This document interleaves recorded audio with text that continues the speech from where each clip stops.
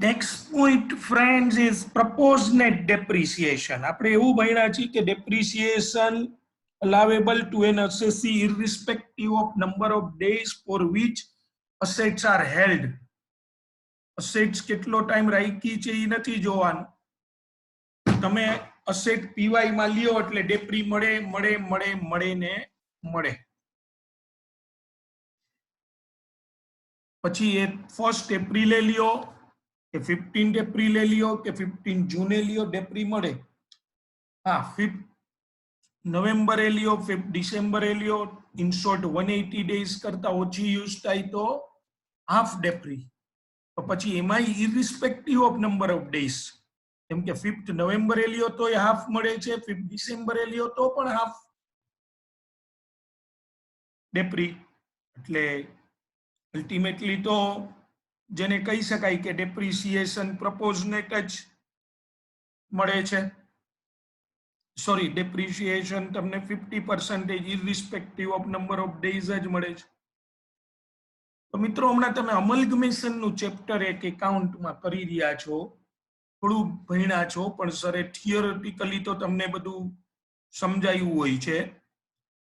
એ chapter કરતા કરતા જો આવું ઘણું બધું વિચારો છો, એની સાથે આ વિચારો તો કે ત્યારે તમને પેલો લેક્ચર ઇન્કમ ટેક્સ નો હોય, બીજો સરનો અમલગમેશન નો આવે. તો એવો કોઈને એમાં વિચાર આવ્યો કે એ લિમિટેડ છે, એ લિમિટેડ એ બી લિમિટેડ માં મર્જ થઈ ગઈ.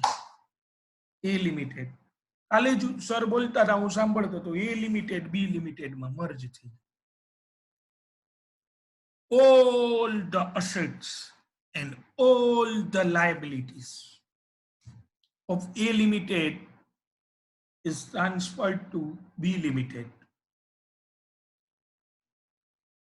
અચ્છા, હવે આમાંથી એક બે જણા એની જર્નલ એન્ટ્રી બોલવા માંડ્યા, એ મારે નથી સાંભળવી. મારો પ્રશ્ન જે છે કે જે એના ઉપર હે સોરી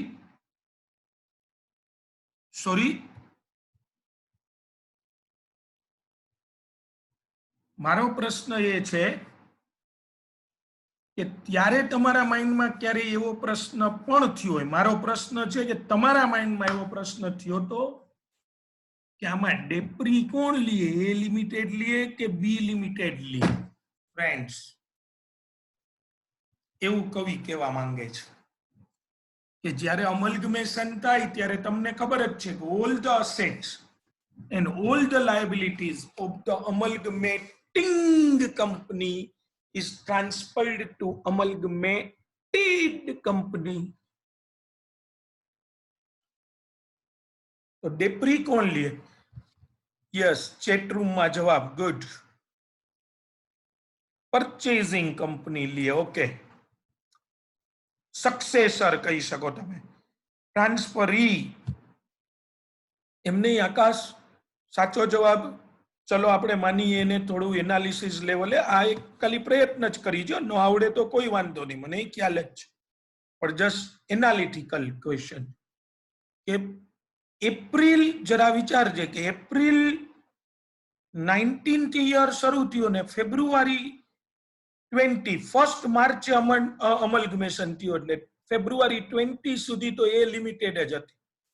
એને મેન્યુફેક્ચરિંગ એ કર્યું હશે, એને સેલ એ કર્યું હશે, બધા સાંભળજો બરાબર. એને પ્રોફિટ એ અર્ન કર્યો હશે. હવે 1 માર્ચ 2020 થી બી લિમિટેડ છે. એ લિમિટેડ ના બધા ઓપરેશન બી લિમિટેડ. અચ્છા, 1 માર્ચ 2020 પહેલા બી લિમિટેડ તો હતી જો, ત્યારે બી લિમિટેડ પોતે કોઈ પોતાનો બિઝનેસ કરતી હતી. હવે એમાં એ લિમિટેડ મર્જ થઈ ગઈ. મારો પ્રશ્ન એ છે કે એ લિમિટેડ ડેપ્રિસિએશન તમે ના પાડો છો કે બી લિમિટેડ એટલી, તો એ લિમિટેડ આટલા રૂપીસ અર્ન કર્યા છે, એ લિમિટેડે પ્રોફિટ અર્ન કર્યો છે, એ પ્રોફિટ ઉપર એ લિમિટેડે ટેક્સ ભરવાનો થોડો અલગ પ્રશ્ન. ચલો, કે એ લિમિટેડે રિટર્ન ભરવું પડશે પીવાય 1920 એવાય 2021 નું, કારણ કે જ્યારે પીવાય પૂરું થયું ને ત્યારે તો એ લિમિટેડ છે જ નહીં હો, ત્યારે તો એ લિમિટેડ છે જ નહીં. બરાબર છે આકાશ, બટ એને પરચેસ કન્સિડરેશન મળ્યું હોય, સાચી વસ્તુ છે. એના ઉપર એ એક વસ્તુ છે. હા હિમાની, એ એવું કે છે હિમાની એટલે અને આકાશ બંને કે રિટર્ન કોઈ પણ બધા જ કે તમારે રિટર્ન તો ભરવું પડે ને, એ વર્ષે તમે પ્રોફિટ કમાણા છો. યસ, ફાઇલ કરવું પડે. જરા આમ ભલે ધીમે જાય પણ શાંતિથી, વળી એમાં કેતા નહીં હાલો આગળ ને શુડ વી પ્રોસીડ ને, એટલે જરા નિરાતે.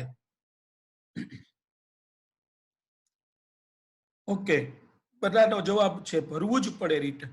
એને રિટર્ન એ ભરવું પડે અને ટેક્સ એ ભરવો પડે. હવે પીવાય 2021 થી નહીં ભરવું પડે મિત્રો, પીવાય 2021 થી સમજો. કારણ કે પછી તો પીવાય 2021 માં તો એ લિમિટેડ નું અસ્તિત્વ જ નથી, એનું અસ્તિત્વ પૂરું જ થઈ ગયું પીવાય 1920 માં. પણ 1920 માં ભરવું પડે. હવે એમાં ગ્રોસ રિસિપ્ટ હોય, પછી stationery, printing, postage, purchase, freight, આવા બધા ખર્ચાય હોય, તો ડેપ્રી હોય ને. એને એટલો ટાઈમ અસેટ યુઝ કરી તો આજે મોટી ફેક્ટરી 100, 200, 500 કરોડની કંપનીઓ બીજી કંપનીમાં મર્જ થઈ જાય ને તમે એની એટલી અસેટ ઉપર ડેપ્રિસિએશન નો આપો તો ક્યાંથી ચાલે? એટલે ડેપ્રિસિએશન તો મળવે જ. હવે એ લિમિટેડ ને જ મળે કે બી લિમિટેડ ને મળે? તો એક જવાબ આપ્યો તો કોઈએ, પાર્થ તો આઈ થિંક બંને કંપનીને મળે. Yes, very good. હું આ તમને લોજિકલી, હું ખાલી પ્રોવિઝન કહી દેવા નથી માંગતો મિત્રો, નહીતર તો શરૂ જ એમ કરી દઉં જે તમે ઉતાવળ કરતા હો છો, એમાં હું સીધું એમ જ કહી દઉં કે ભાઈ એ લિમિટેડ નું બી લિમિટેડ માં મર્જર થાય ને એટલે એ લિમિટેડ ને બે લિમિટેડ ને બેને ડેપ્રિસિએશન મળે, વાત થઈ ગઈ પૂરી. પણ તમે પોતે જ વિચારો, એ લોજિકલ ગ્રાઉન્ડ ઉપર છે. હા અંકિત, એ હવે શીખવાડું, એ વસ્તુ બરાબર છે તારી. એ કેવી રીતે મળે એ હું તમને કહું, એના માટેની પ્રોવિઝન. પહેલો પોઈન્ટ એ છે કે બંને એલિજિબલ છે. અચ્છા, બીજું તમને એક યાદ દેવડાવવા જરા માંગુ છું, જે આકાશે એક પોઈન્ટ લખ્યો કે એ લિમિટેડ ને, અને તમે અત્યારે ભણો છો, જો તમને યાદ હોય ને એક ચેપ્ટર હું કરાવતો તો, હમણાં એ ચેપ્ટર નું નામે બોલું, ત્યારે મેં તમને કીધું હતું કે જયારે તમે એકાઉન્ટમાં ભણશો અમલગમેશન, ત્યારે આ તમને કામ આવશે. જેની વાત આકાશે હમણાં કીધી કે એ લિમિટેડ ને પરચેઝ કન્સિડરેશન મળ્યું હોય ને મિત્રો, એ લિમિટેડ ને પરચેઝ કન્સિડરેશન મળે, એમાં સરે તમને આવા પોઈન્ટ કરાવ્યા હશે કે એ લિમિટેડ ની, અથવા હવે આવશે 100 lakhs ની અસેટ બી લિમિટેડે લઈ લીધી ને બી લિમિટેડે 120 lakhs આપ્યા. બી લિમિટેડે 120 lakhs આપ્યા, તો એ બી લિમિટેડે વધારે આપ્યા હોય એને ગુડવિલ કઈક કહેવાય, પછી કેપિટલ રિઝર્વ હોય ને એ બધું તમને આવડે છે અથવા આવડશે. મારો પ્રશ્ન એ છે કે એ લિમિટેડે પોતાની બધી અસેટ બી લિમિટેડ ને વેચી અને એને જે કન્સિડરેશન મળ્યું એ લિમિટેડ ને, તો એ લિમિટેડ ના હાથમાં એ પર્ટિક્યુલર ટ્રાન્ઝેક્શન ની શું ટેક્સેબિલિટી? કોઈ યાદ દેવડાવી શકશે? એ ટ્રાન્ઝેક્શન ની શું ટેક્સેબિલિટી? Lump sum sale. ઓકે, ચલો. Anyone else? ના ધ્રુવી, થોડુંક હજી વધારે વિચારવાનું. સ્લમ્પ નથી, સ્લમ્પ સેલ નથી. ના અંકિત, કેપિટલ રિસિપ્ટ તો ચોક્કસ છે, એટલે ના in the sense capital receipt તો છે જ, પણ હું એની ટેક્સેબિલિટી પૂછું છું.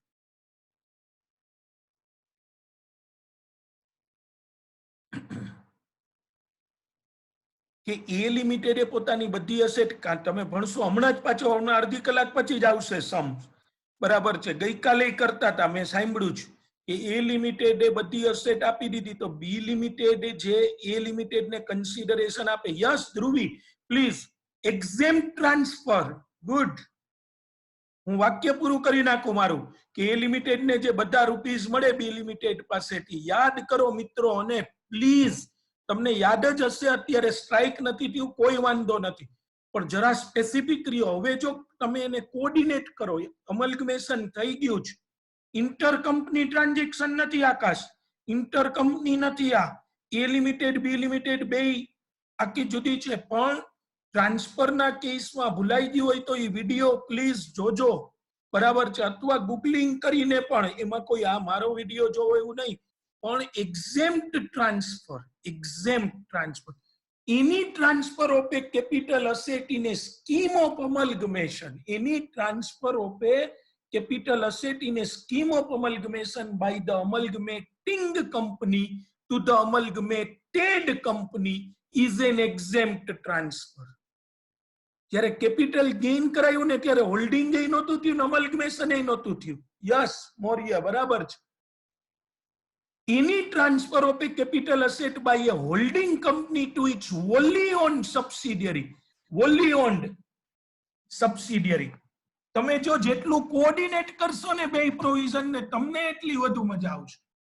Holding company to subsidiary company, wholly owned subsidiary company is an exempt transfer.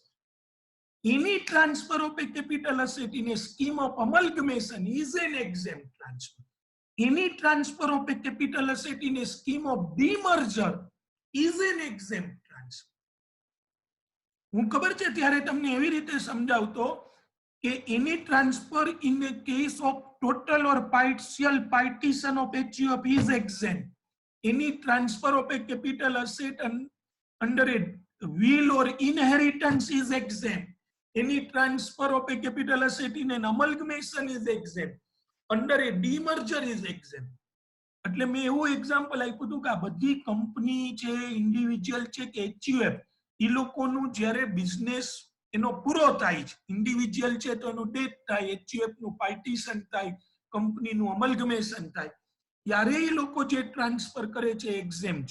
Even any transfer of a capital asset among the shareholder at the time of liquidation is also exempt. તમને યાદ હશે, at the time of liquidation among shareholder. એ ભૂલાય જ, એમાં કોઈ તમારે એવું નહીં કે અમને ભૂલાઈ ગયું કે ઓહો આ ખબર નહોતી, એ તો એ થવાનું જ છે. એટલે જ રિવાઇઝ એ કરવું પડે, એ વારે ઘડીએ કરવું પડે. પણ જેમ જેમ નવું ભણતા જાવ, અમલગમેશન ભણો, એમ પાછી ઇન્કમ ટેક્સ ની એની પ્રોવિઝન, એની મજા અલગ છે.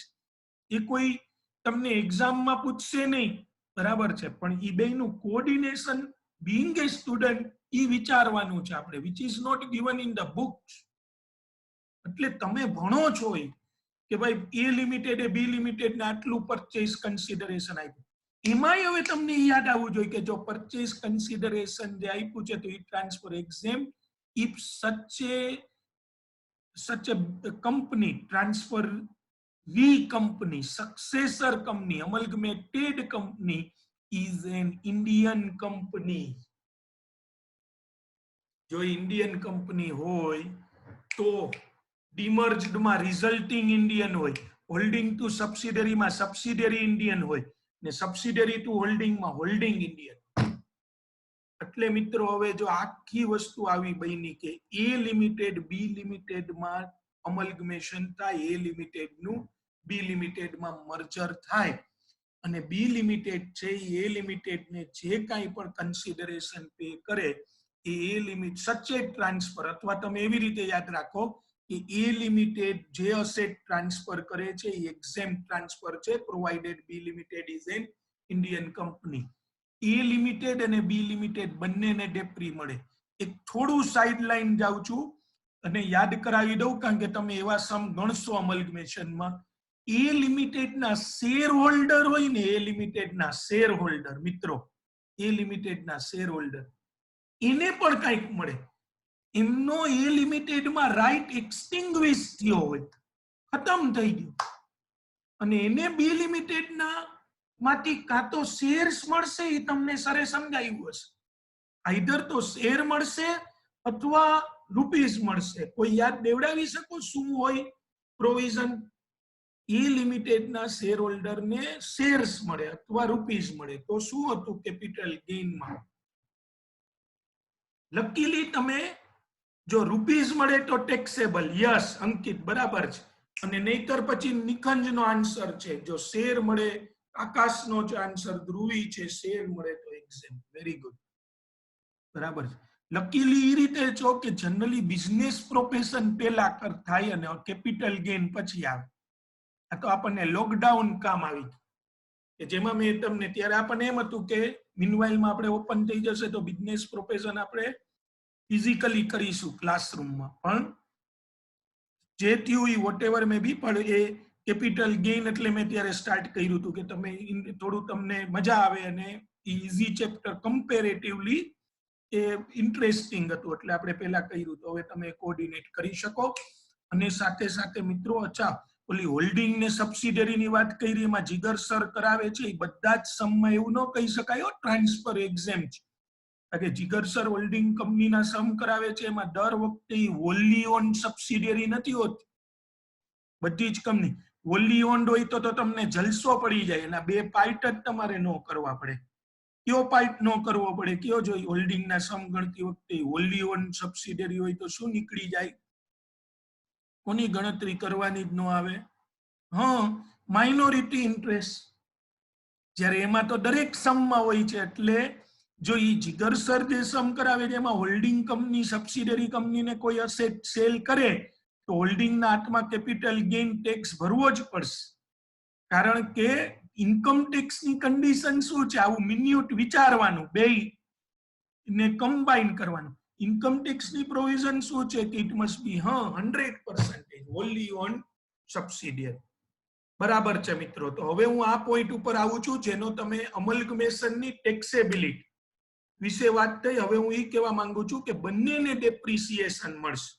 થોડું તમને કોઓર્ડિનેટ અથવા તો એ બે પોઈન્ટ જે છે એ થોડા અમારે યાદ કરાવતા. જો in respect of sale of any asset during the previous year, assessee cannot claim any debris. બરાબર છે. હેલ્પિંગ હેન્ડ આવી શક્યો. In respect of sale of any asset during the PY, assessee cannot claim any debris on such asset. assessee debris claim ન કરી શકે. તમને આ યાદ છે. Only purchaser can claim. આપણે કેટલા સમ્સ ગણ્યા કે જેમાં સેલ કર્યું હતું, તો સેલ ઉપર તો મેં તમને ત્યાં સુધી કીધું કે 31 માર્ચે સેલ કરો, last day of the year, તો પણ એ અસેટ ઉપર ડેપ્રી ન મળે. Only purchaser can claim depre. However, in the following situation, મિત્રો, however, in the following exceptions, however, in the following situation, depreciation is proportionately allowed to both the assessee, seller and purchaser. મિત્રો, exception જે હોય ને એ જે points કીધા હોય એમાં જ લાગુ પડે હો. They are specific. એમને હુડુડુડું ગમે આ એપ્લિકેબલ નહીં કરવાના, આપણને ખબર હોય જેટલાની વાત કીધી હોય એમાં જ. જો on the basis of number of days for which assets are used, on the basis of number of days, જો આના આ અંડરલાઈન નો આ જે ડાર્ક કર્યું છે એનો ઉપયોગ કરું છું, એ કાઢતા નહીં. on the basis of number of days for which assets are used. गौर कीजिएगा प्लीज. चौंक गए? on the basis of number of days. એટલે કે આ નીચેના જે કેસીસ હવે આપણે વાંચશું, ફોલોઈંગ કેસીસ, એમાં સેલર અને પરચેઝર બેયને ડેપ્રી મળશે અને બેયને નંબર ઓફ ડેઝ પ્રમાણે મળશે. જે લોજિકલ હતું મેં એટલે તમને પહેલા એ કરાવ્યું, તો તમે અલ્ટિમેટલી આન્સર ઉપર એવા કન્ક્લુઝન ઉપર તો આવ્યા જ કે બેયને મળવું જોઈએ. હવે તમારો જે પ્રશ્ન છે કેમ મળવું જોઈએ એના માટે આપણે વાંચીશું.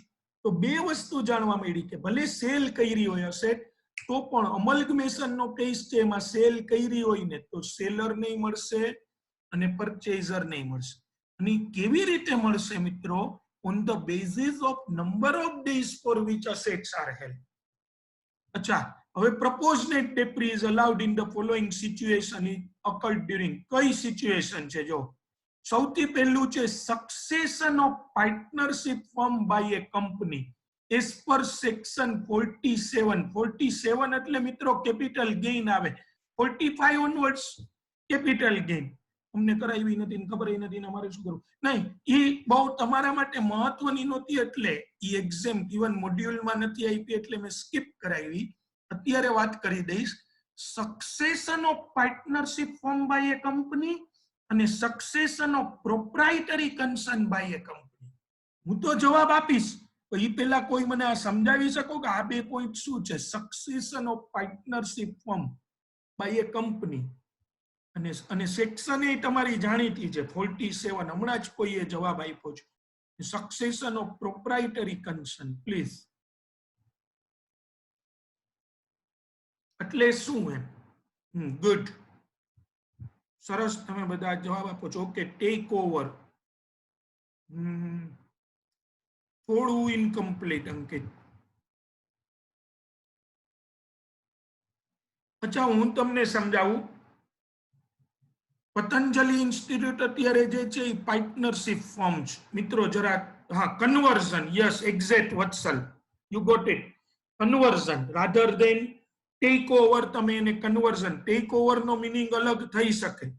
હું એ જ એક્ઝામ્પલ કહું છું. જો તમે એમને તમે પોતે જ સમજી જશો કે અત્યારે પતંજલિ ઇન્સ્ટિટ્યૂટ પાર્ટનરશિપ ફોર્મ છે. માની લ્યો મિત્રો કે કોઈ પણ business, tech N any example of A partnership form અથવા તમારો પોતાનો પ્રોપ્રાઇટરી બિઝનેસ લ્યો. ચલો, મિસ્ટર એક્સ નો પ્રોપ્રાઇટરી બિઝનેસ.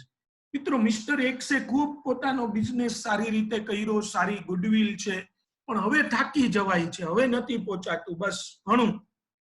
તો હવે શું કરવાનું? પ્રોપ્રાઇટર છે તો શું કરવાનું? બિઝનેસ નથી કરવો. હવે એમ લાગે છે પણ ઘણી ગુડવિલ એટલે સારી એવું બધું એની ઇમેજ. તો પ્રોપ્રાઇટર તો શું કરે? એની જે શોપ હોય, એની અંદરનું ફર્નિચર હોય એ વેચી નાખે, પણ ઓલી ગુડવિલ નું શું? બહુ તો એ નામ સાથે વેચે.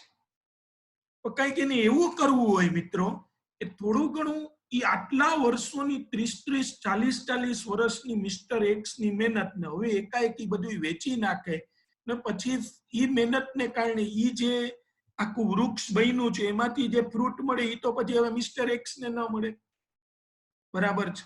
ઓકે, લીઝ ઉપર ને આપી દે પ્રકૃતિ કે એમાં સામેવાળાને કદાચ એટલું ઓલું ન મળે, નહીતર એક બેસ્ટ, હા, કોકને હલાવા, સાચી વસ્તુ છે. એમાં શું થાય ખબર છે? એક તો આપણું ઇન્ટરફિયરન્સ, આપણે ઓનર હોય તો આપણું ઇન્ટરફિયરન્સ રહે, અને સામેવાળી પાર્ટી પછી એવું તૈયાર ન થાય. પ્લસ ઈ બિઝનેસ કરે, લોસ કરાવે તો એ આપણે બેર કરવો પડે, એટલે મજા ન આવે. મને હંમેશા એમ જ થાય કે હું જે મારો બિઝનેસ કરું છું એ જ સારી રીતે કરું છું, બીજો કોઈ કરે છે તો એ ધ્યાન આપતો નથી. આ એક માનવ સહજ છે. બરાબર છે? બેસ્ટ શું છે ખબર છે? જો સમજો તમે કે તમારે તમારો પ્રોપ્રાઇટરી કે પાર્ટનરશિપ બિઝનેસને ગ્રોથ કરવો છે, તો એનો ગ્રોથ કરવો છે, એને તમારે બીજા સિટીમાં એમાં કેપિટલની જરૂરિયાત છે, તમારે તમારી લાયબિલિટી ઓછી કરવી છે, તમારે બીજા લોકોને ઇન્વોલ્વ કરવા છે, તો એ પ્રોપ્રાઇટરી ને પાર્ટનરશિપ ન આપો. એની બદલે તમે કંપની. સાંભળજો, હું મારા ઓલા પ્રશ્નનો જવાબ આપીશ 2 મિનિટ. ઘણાને એમ થયું કે કઈક ભૂલી ગયા. ના, તો એના માટે કંપની છે મિત્રો. શું કરાય? પ્રોપ્રાઇટરી કન્સર્ન કે પાર્ટનરશિપ ફોર્મને કંપનીમાં કન્વર્ટ કરીશ. હવે તમે જરાક વિચારો કે કંપનીમાં એને તમે કન્વર્ટ કરી નાખો ને એટલે તમારી ઓનરશિપ એ રહે, અને પાછો તમે ઈઝીલી એને બીજાને કોઈને ટ્રાન્સફર કરવો હોય તો એ કરી શકો. જેમ કે આપણી પતંજલિ ઇન્સ્ટિટ્યૂટ છે, પાર્ટનરશિપ ફોર્મ છે, અત્યારે અમે 3 વ્યક્તિ એમાં છીએ. બરાબર છે? પછી હું એને પતંજલિ, એ તો ફોર્મ ઓફ ઓર્ગેનાઇઝેશન તો આપણે જે રાખવું હોય એ રાખી શકીએ. હવે મેં નવું ફોર્મ કેવું વિચાર્યું ખબર છે? પતંજલિ એજ્યુકેર પ્રાઇવેટ લિમિટેડ નામની એક કંપની બનાવી. પતંજલિ એજ્યુકેર પ્રાઇવેટ, વોટેવર મે બી નેમ, કોઈ મહત્વનું નથી, જસ્ટ એમને Patanjali education private limited, Patanjali institute private limited નામની કંપની બનાવી. અમે 3 તો એમાં રહ્યા જ મિત્રો, અને બીજા 3 સ્ટુડન્ટ ને એવું હતું કે ભાઈ અમે આ લેક્ચર ની બધું અમે હરકું થોડુંક મેનેજ કરીએ, એટલે એ લોકોને મેનેજમેન્ટમાં આવું છું, એટલે 3 સ્ટુડન્ટ ને રાખ્યા. બરાબર છે? 6 જણા, બીજા 1-2 લઈ આવ્યું, એને થોડી કેપિટલ ની જરૂર હતી એટલે બીજા 1-2 ને એમ લઈ આવ્યું. અમુકના વિચારોની જરૂર હતી, અમુકના રૂપીસની જરૂર હતી, એ બધાને ઇન્ટ્રોડ્યુસ કરી દીધા. અમે 8 વ્યક્તિ થઈ એવરીવન. હવે જોવો જોઈએ, હવે કંપની સ્ટ્રક્ચર બની ગયું. કંપની સ્ટ્રક્ચર બની ગયું મિત્રો, પણ સાંભળજો, 51% શેર હોલ્ડિંગ છે ને એ હજી અમારા 3 પાસે જ છે, અને ઇક્વલ રેશિયોમાં છે 17-17-17. એટલે અને બાકીનું 49% છે ને ફ્રેન્ડ્સ, એમાં તમે બધા જે સ્ટુડન્ટ્સ જે કોઈ આવ્યા ને એ બધાને એમાં લીધા 49%. બરાબર છે? અલ્ટિમેટલી શું થયું? પેલા પાર્ટનરશિપ નું ટ્રંકોલિંગ નહીં, કંટ્રોલિંગ હું કરતો તો કંપનીનું હું જ કરું છું. એટલે હું ઇન ધ સેન્સ અમે જ કરીએ છીએ. અને હવે જો હું ઓલો જે પોઈન્ટ કહેતો હતો, તમારે તમારો બિઝનેસ ટ્રાન્સફર કરવો, હજી ઓવર ધ પીરિયડ માની લ્યો મિત્રો 5-7 વર્ષ પછી મારે ધીરે ધીરે પતંજલિ ની ગુડવિલ ને એ બધું છે એમાંથી અર્નિંગ રાખવું છે અને આમ મારે નીકળતું જવું છે, એ બિઝનેસ કોઈને ગુડવિલ સાથે દેવો છે, તો મારે શું કરવાનું, તો કે હું મારા શેર્સ ઇઝીલી કોઈને ટ્રાન્સફર કરી શકું. ફાયદો શું થાય ખબર છે? બધી અસેટ છે કંપનીના નામની. સાંભળો, બધી જ અસેટ કંપનીના નામની જ છે. કંપનીના ઓનર અમે 3 છે, એટલે શેર હોલ્ડર છે. હવે તમે શેર હોલ્ડર બની જાઓ તો ખાલી આપણે શેર ટ્રાન્સફર કરીએ એટલે કંપનીનું કંટ્રોલિંગ એન્ડ મેનેજમેન્ટ તમારી પાસે આવી જાય. બીજું તો કઈ કરવાનું નહીં. ઓલું પ્રોપ્રાઇટરશિપમાં તો શું થાય ખબર છે? કે હું તમને ટ્રાન્સફર કરું એટલે મારે એ બધી લેન્ડ, બિલ્ડિંગ, પ્લાન્ટ, મશીનરી એ બધા ઉપર કેપિટલ ગેઇન. વળી પાછો તમને શું કામ થોડોક તમે હેઝિટેટ શું કામ થતા હતા? વળી બિઝનેસ નો હાલે તો વળી તમારે કોકને વેચવા જવું. એની બદલે એમાં શું થાય, તમે એને ઇઝીલી ટ્રાન્સફર કરી શકો. પ્લસ કંપની બની જાય લિમિટેડ લાયબિલિટી, અનલિમિટેડ કેપિટલ. મિત્રો આને કારણે કન્વર્ઝન, જે ટેક ઓવર ની વાત કઈ રીતે ની સાંભળો. હવે આમાં શું થાય ખબર છે? કન્વર્ઝનમાં સાંભળી લેજો કે ફોર્મ માંથી કંપનીમાં ગયા ને તો અમને ત્રણેયને શેર્સ જ મળશે નવી કંપની. એ કન્ડિશન છે. આ 4713 જે લખ્યું છે ને, જસ્ટ તમારા જનરલ નોલેજ માટે વાંચજો. 4713 કે એ તમને મળી રહેશે. એમાં છે all the partners shall become the shareholders of the company. Partners should receive only shares in the company, no other consideration. Partner ને બીજું કાંઈ ન મળવું જોઈએ. Their shareholding should be in the same ratio as their capital contribution ratio. અમે જેવી રીતે capital રાખી હતી એમ જ અમારું share holding. All the assets of the partnership, assets and liabilities of the partnership firm shall become the asset and liability of the company. ટૂંકમાં ખાલી form of organisation change થયું. Patanjali institute જ છે, ખાલી નામમાં બહાર ઓલું પાટિયું છે એ બદલાયું, પતંજલિ એજ્યુકેશન પ્રાઇવેટ લિમિટેડ. પણ મિત્રો જે અસેટ ફોર્મની હતી ની કંપનીની બની ગઈ. પાર્ટનરશિપ ફોર્મને કેપિટલ ગેઇન ટેક્સ ભરવો પડે, પણ કેપિટલ ગેઇન ના ચેપ્ટરમાં કીધું સચ ટ્રાન્સફર ઇઝ એક્ઝેમ્પ્ટ. આ ટ્રાન્સફર એક્ઝેમ્પ્ટ છે. બીજી મીટિંગમાં મળીએ.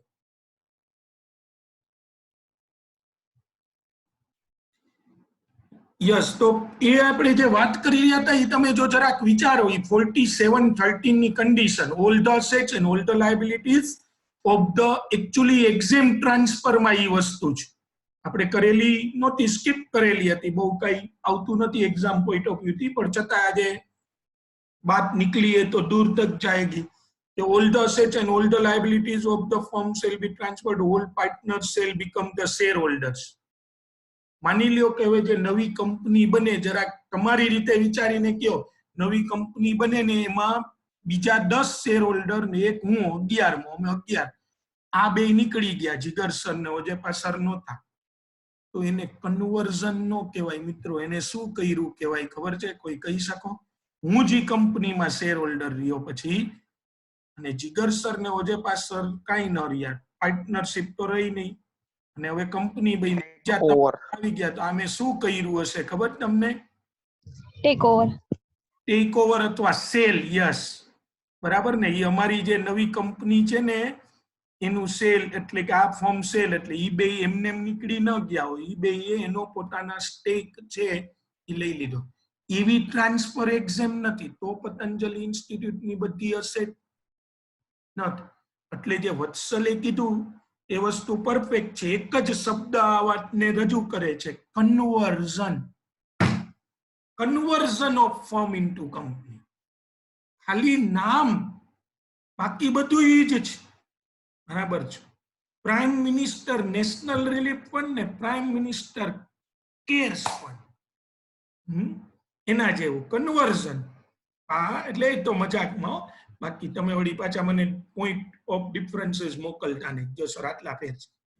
પણ અલ્ટિમેટલી ફોર્મની અસેટ જે છે એ હવે કંપનીની. અને એવો જ મિત્રો પ્રોપ્રાઇટરશિપમાં તમને ખ્યાલ છે કે કંપની સ્ટ્રક્ચર જે છે ને એની એક લીગલ ઓથેન્ટિસિટી છે.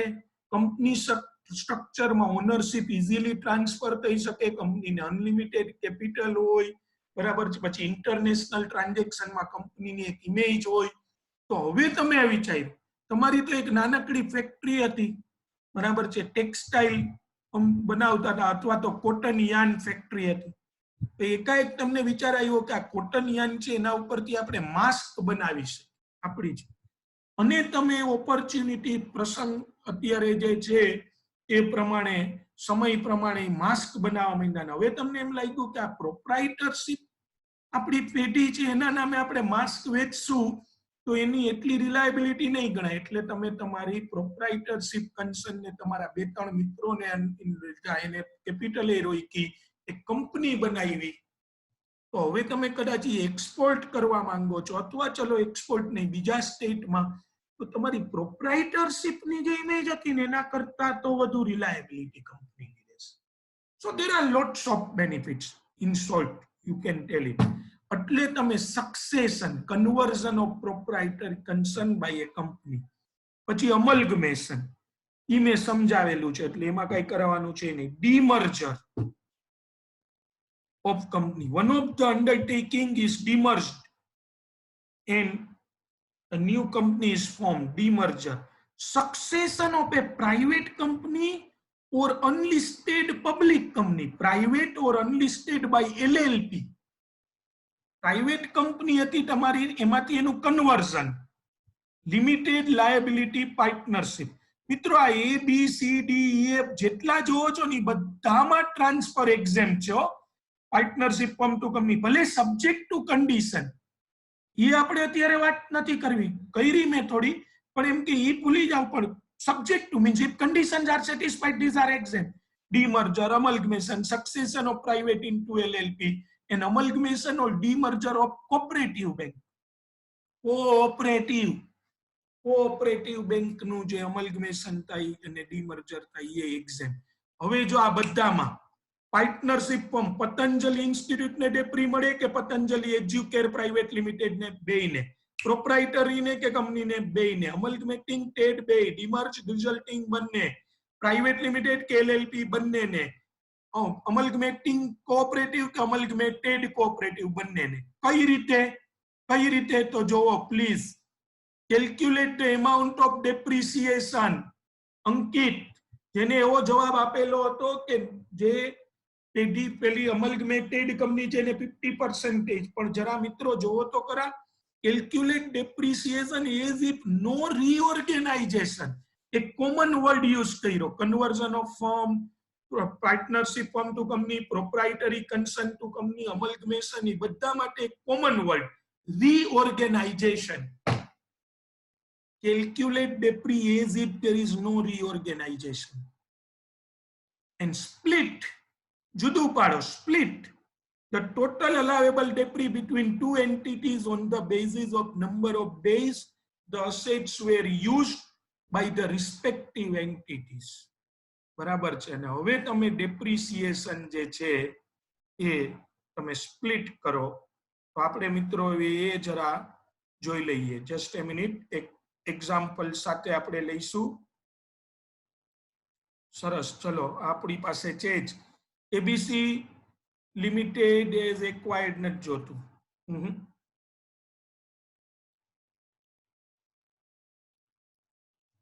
Provides following details.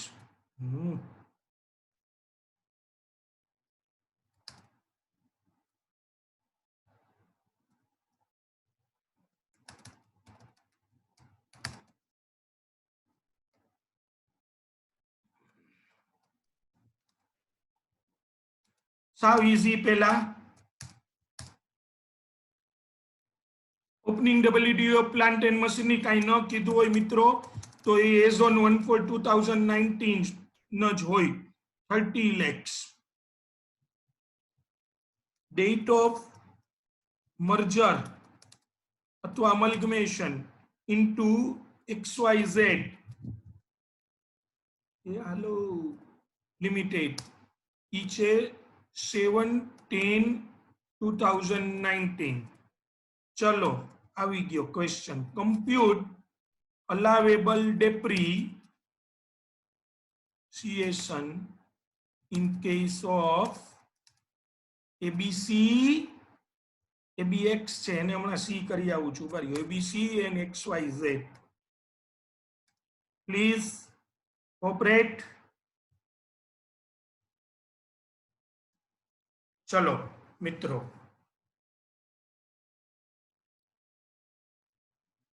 સાવ ઈઝી. વર્ષ દરમિયાન કાંઈ લીધું નથી, 30 lakhs. એબીસી ને કેટલો ડેપ્રી મળશે અને એક્સ વાય ઝેડ ને કેટલો મળશે?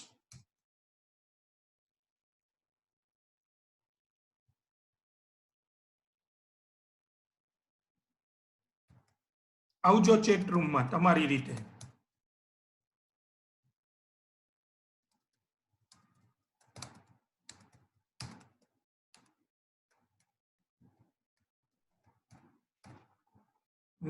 કોઈ આપ્યો છે જવાબ? ઓકે, સરસ. ચલો અંકિત 234,247 અને 215,753. ઓકે અંકિત, ચેક કરી લઈએ. જો સૌથી પહેલા મિત્રો જો તમને યાદ હોય ને તો પોઈન્ટ આ હતો, compute depri as if there is no reorganisation. જાણે કે કાંઈ બન્યું જ નથી. જો રીઓર્ગેનાઇઝેશન સ્ટેપ 1 પૂરતું એવું ધારી લ્યો તો ડેપ્રિસિએશન કેટલો થાય? Depreciation as if there is no reorganisation તો કે 30 lakhs. સોરી, તમને આ દેખાય છે ને કે થોડા ફોન્ટ સાઇઝ વધારી દઉં? ચલો,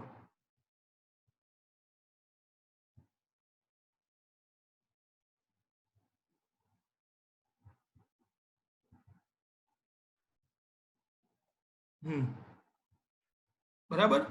કમ્પ્યુટ ડેપ્રિસિએશન 30 lakhs ઇન્ટુ 15%, એટલે એ આવે છે 4,50,000. કેટલું ડેપ્રિસિએશન આવે? 30 lakhs ના 15%, એટલે 4.5 લાખ. હવે શું કરવાનું? જો allowable depreciation to ABC limited, allowable depri to ABC 4,50,000 multiplied by દિવસો તમે કહેશો ને એમાં પછી છે ને ડિવાઈડ આવશે, એ હું કહીશ.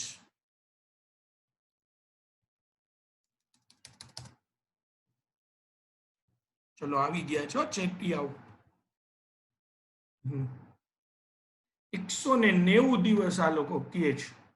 કઈ રીતે ગોઈતું 190 દિવસ? જો મિત્રો બધા એપ્રિલના 30 એબીસી લિમિટેડ છે એ 7-10 સુધી હતી, તો આપણે જરા જોવાનું. જો 30 એપ્રિલના, મેના 31, જૂન, જુલાઈ, ઓગસ્ટમાં 31, સપ્ટેમ્બર અને મિત્રો 7th ઓક્ટોબર.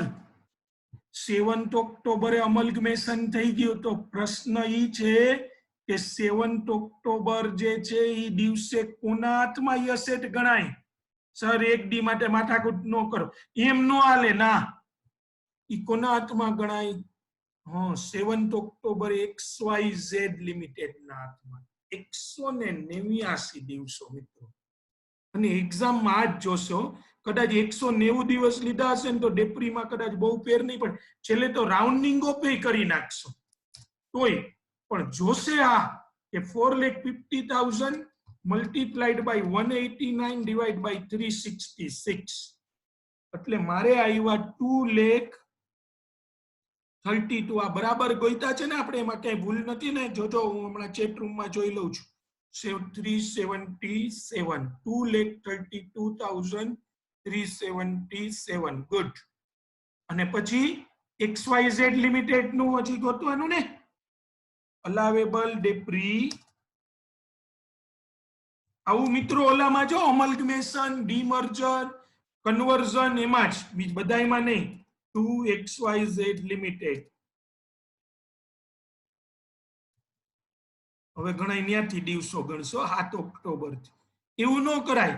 4,50,000 માનુભાવો માઇનસ 2,32,377, એટલે મારે આવ્યા 2,17,753. 623 ચેટી આવજો આ દિયે હા ઇઝ ઇટ ક્લિયર ફ્રેન્ડ્સ જો જોઈ કઈ રીતે ડેપ્રી ગઈ તો આમાં પ્રપોઝનેટ ડેપ્રી આમાં કઈ ક્વેશ્ચન હોય તમને પ્લીઝ કોઈને આમાં કઈ ન સમજાતું હોય એવું નહીં કે ઓલી 365 હું સોરી એક જ મિનિટ એવું નહીં કે XYZ લિમિટેડ તો સર 7 ઓક્ટોબરે લીધી તો એને હાફ ડેપ્રી જો મિત્રો હું એકવાર કન્ડિશન બોલું છું in the case of amalgamation demerger or business reorganization debris shall be allowable to both the assessee on the basis of number of days for which assets are held on the basis of number of days for which assets are held સાંભળજો હજી આમાં ઘણું શીખવાનું છે એટલે number of days હોય પછી ગણવાનો કે એમાં પહેલું સ્ટેપ શું છે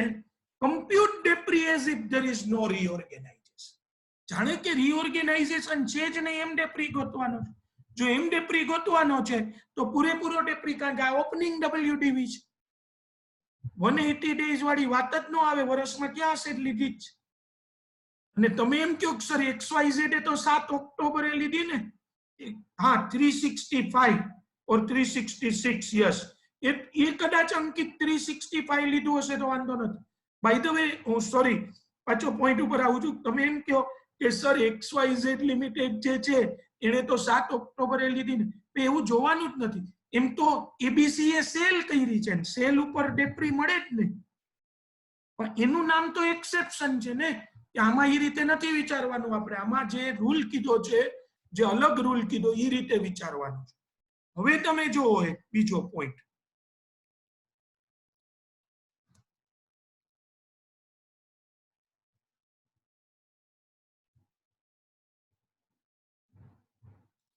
ત્રીજો બોલ આવ્યો દોસ્તો આજે બે તો પડ્યા જ છે ત્રીજો આવ્યો ABC Limited provides following details opening WDV of plant and machinery 30 lakhs opening WDV of plant and machinery 30 lakhs date of merger into XYZ Limited ઈ વત પેલા ઈ ભલે 7th ઓક્ટોબર રહે હવે જોજો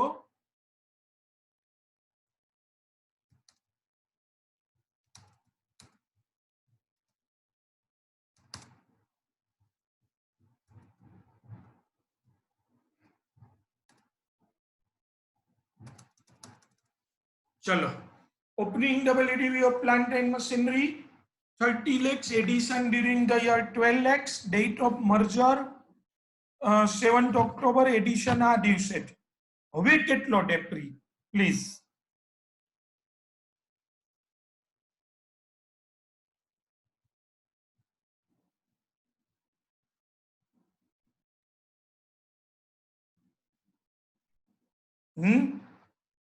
step 1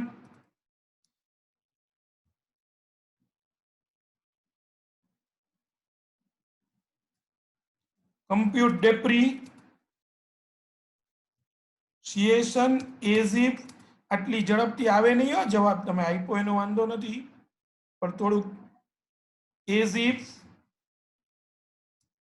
there is no amalgamation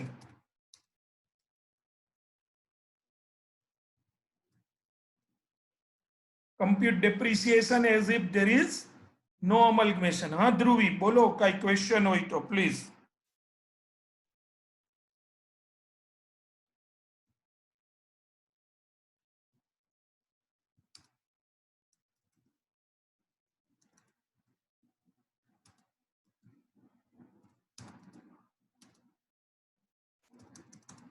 આ તો ઓલી વખતે ગણ્યો તો ઈ જ છે અને આ નવો આવશે on 12 lakhs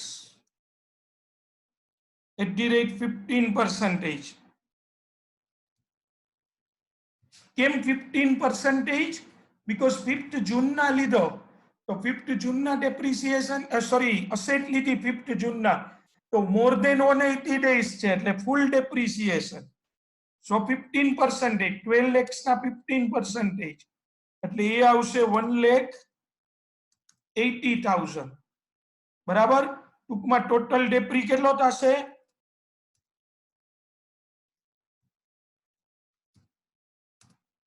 450 plus 180 it comes 6,30,000. પણ હવે મિત્રો આનું બાયફર્કેશન જરા જોજો પ્લીઝ. અલાવેબલ ડેપ્રિસિએશન બધા સમજો છો શું કરાવું છું? જે રીતે એક્ઝામમાં તમારે દેવાનું એમ જ વર્કિંગ કરું છું. અલાવેબલ ડેપ્રિસિએશન ટુ એબીસી લિમિટેડ. ખાલી વર્કિંગ નોટ નંબર નથી આપ્યા બસ.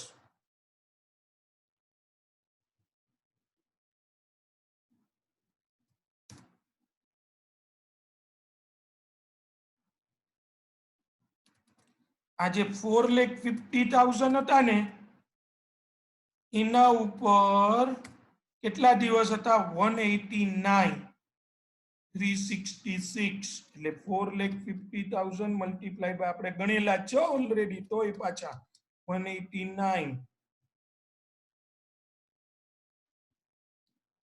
2,32,377. સર બેયનું ભેગું જ કરી નાખો ને, શું કામ જુદું કરો છો? ખોટું અમારો ટાઈમ બગાડો છો. હાલો હાલો 180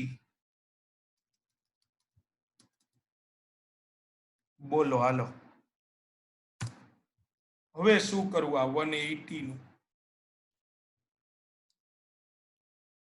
મિત્રો એમાં મલ્ટીપ્લાઈડ બાય 189 ડિવાઈડ બાય 366 નો આવે. 189 ડિવાઈડ બાય 366 નો આવે. શું કામ નો આવે ખબર છે? શું છે રૂલ કયો છે? શું કામ 189 ડિવાઈડ બાય 366 નો આવે?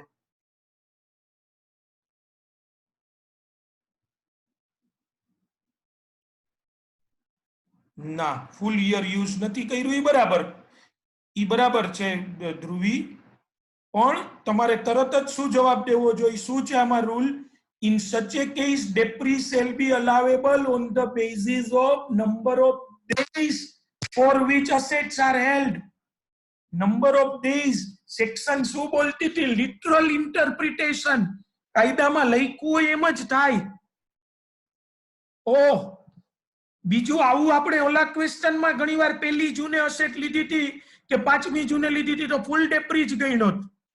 પણ જ્યારે એનું બાયફર્કેશન કરવાનું આવે ને મિત્રો, ત્યારે ચોખ્ખું લખ્યું છે કે depreciation shall be bifurcated between predecessor and successor on the basis of number of days for which assets held. Step 1 શું કરવાનું છે?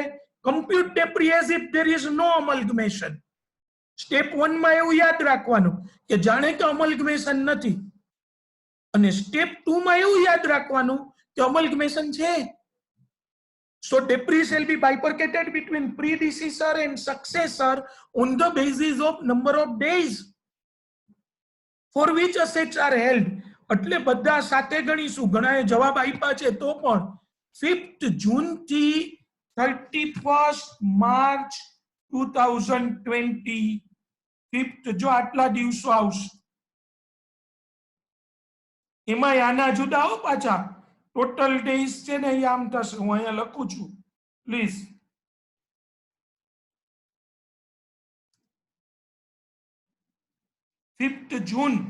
જૂનમાં 30 દિવસ હોય મિત્રો. 5th જૂનના લઈ લીધી એટલે 5th ના દિવસે ગણાય. જોજો નાની નાની બાબતોમાં ક્લિયર રહેજો.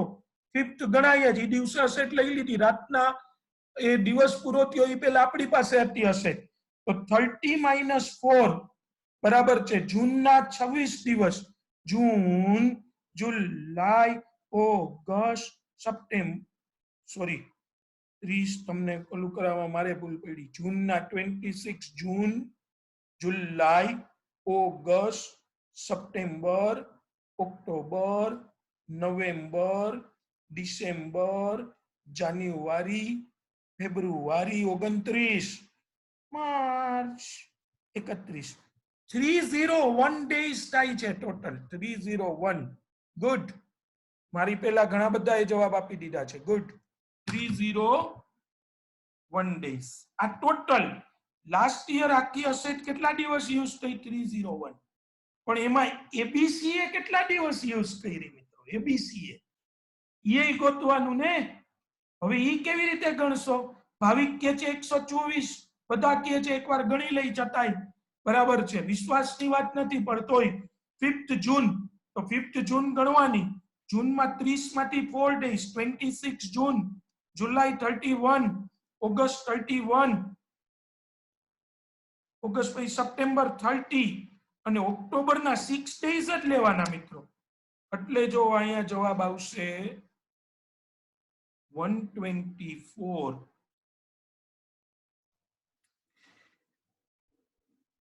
Divided by 301. કેમ 301? તો કે પૂરું વર્ષ અસેટ યુઝ થઈ નથી. એટલે હવે જો 1,80,000 મલ્ટીપ્લાઈડ બાય 124 ડેઝ યુઝ કર્યા ડિવાઇડેડ બાય 301 ડેઝ, એટલે એ આવે છે 74,152, એટલે કે 74,152, અથવા તો આપણે રાખીએ એને રાઉન્ડિંગ ઓફ કરીએ 153 એવરીવન. તો ટોટલ ડેપ્રી અમને જે મળશે એ કેટલો હશે? ટોટલ ડેપ્રિસિએશન 232,377 ઈ કયું બરાબર છે? તો કે જે અસેટ તમારી પાસે ઓપનિંગમાં હતી એનો પ્લસ 74,153 એટલે 306,530 આ તમારો ટોટલ ડેપ્રિસિએશન. જોઈ જવો જોઈએ એકવાર કેલ્ક્યુલેશન એવરીવન. Again 232,377 plus 74,153 306,530. આ 124 ડેઝ ક્લિયર અને 301 ડેઝ વડે ડિવાઈડ કરવાના. હવે depreciation allowable, all means allowable depreciation to XYZ limited કેટલું થશે? તો કે ટોટલ ડેપ્રિસિએશન જે 6,30,000 માઇનસ આનો ડેપ્રી બાદ કરી નાખો 306,530, એટલે એ ટોટલ આવશે 6,30,000 માંથી એ બાદ કરીએ એટલે 3,23,470, 3,23,470. તો મિત્રો આ આપણું પ્રપોઝ નેટ ડેપ્રિસિએશન નો પોઈન્ટ થયો. Thank you.